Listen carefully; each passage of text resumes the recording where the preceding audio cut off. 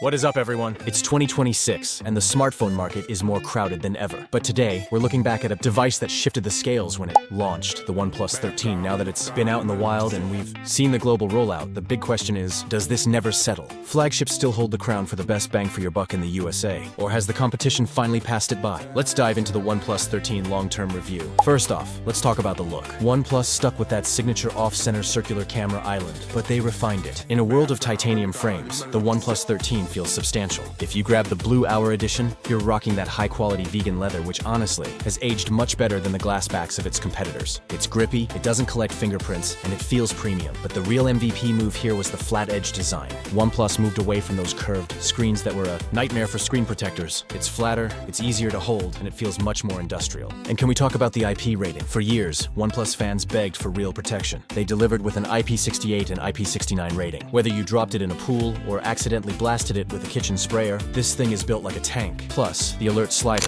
the legendary physical switch, is still here, and I don't think I could ever go back to a phone without one. Moving to the front, we have a 6.82-inch LTPO OLED beast. It's sharp, colors pop thanks to Dolby Vision, and that 1 to 120 Hz adaptive refresh rate makes scrolling through social media feel like butter. However, we have to address the elephant in the room: brightness. While OnePlus claimed massive peak numbers, in real-world US sunlight, think a bright afternoon in SoCal or Florida, it hits around 200 nits in auto mode. Now, don't get me wrong, that's plenty for most people. But compared to the latest panels from Samsung or Google that are pushing way past that, the OnePlus 13 can feel a little dim under direct glare. On the bright side, they swapped the old optical scanner for an ultrasonic fingerprint sensor. This was a massive upgrade. It's lightning fast, it works even if your thumb is a bit damp, and it just feels more modern. Just a heads up, if you use a cheap glass screen protector, it might get a little finicky. Stick to the high quality stuff. Under the hood, this phone was the debut for the Snapdragon 8 Elite. Even in 2026, this chip is a monster. Multitasking? Zero lag. Editing 4K video on the fly? Smooth. But there's a catch for my fellow gamers. For some reason, OnePlus capped many popular titles at 60 FPS at launch. Even with all that raw power, you aren't always getting that 120 Hz gaming experience we see on other flagship Pro phones. Thermal management is okay. If you're pushing a heavy session of the latest AAA mobile ports, you're going to feel some heat. It throttles a bit to keep from melting, which is standard for these high-powered chips. But it's something to keep in mind if you're a hardcore mobile gamer.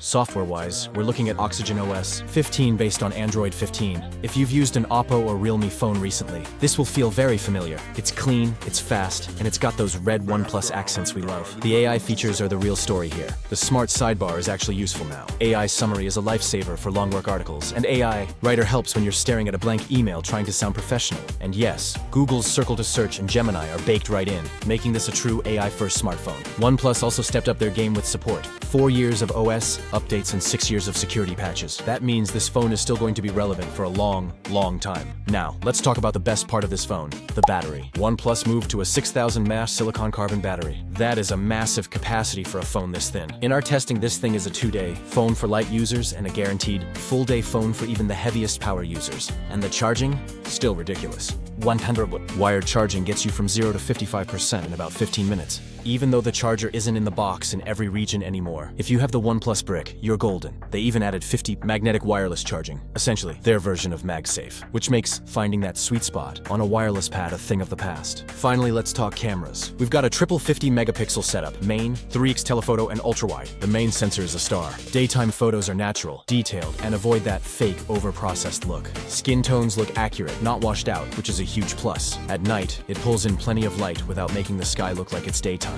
It's balanced and artistic. The telephoto is great for portraits, giving you that creamy background blur at 70 mm. However, it has a 50cm minimum focus distance. That means no macro shots with the zoom lens. If you try to get close to a flower or a tech product, it just won't focus. You'll have to switch to the ultra-wide for that. Speaking of the ultra-wide, it's one of the best in the business. Sharp detail, minimal distortion at the edges, and it actually holds its own in low light, which is rare for an ultra-wide. Selfies are fine. It's a 32-megapixel shooter, but it lacks autofocus. For the price of a flagship, we really expected more here. It's good for a quick Instagram story, but it's not going to win any photography awards. So let's wrap this up. Here's the bottom line. On the good side, the 6000 mAh battery is a game changer. The IP69 rating and that vegan leather back make it durable and stylish. The Snapdragon 8 Elite and ultrasonic fingerprint sensor make it feel incredibly snappy. And the price? It still undercuts the Ultra and Pro XL models of the world while giving you 90% of the same experience. On the not so good side, the screen is bright, but but it's not 2026 flagship bright. No close-up macro focusing on the telephoto lens is a bummer,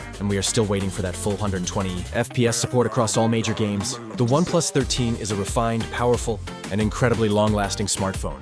It's not a revolutionary jump from the OnePlus 12, but it fixes almost every complaint we had.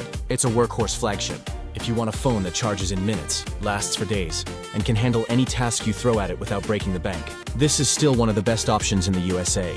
But what do you guys think? Is the OnePlus 13 still your daily driver? Or are you looking at the S26 Ultra or Pixel 10? Let me know in the comments below. Don't forget to hit that like button if this helped you out, and subscribe for more tech reviews from the future. Catch you in the next one.